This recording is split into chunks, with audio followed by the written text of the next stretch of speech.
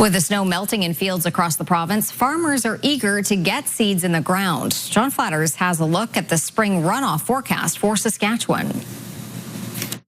As the second week of April is underway, stems are poking out from beneath the snow-covered fields. And with above seasonal temperatures, that snow is melting fast. It's going to disappear really quickly.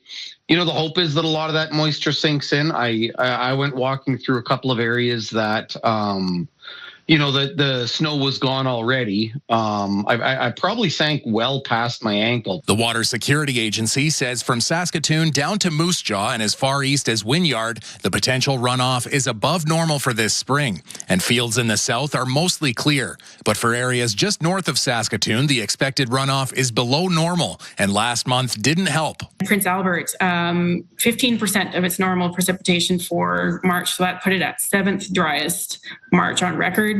And another few stations to the north also ended up quite dry. Still more precipitation than last year, she says. Farmers like Welter say a gradual rise in temperatures gives the water more of a chance to seep into the soil rather than a sharp warm-up without time for the ground to thaw. None of it's going to penetrate because the ground won't have time to thaw out.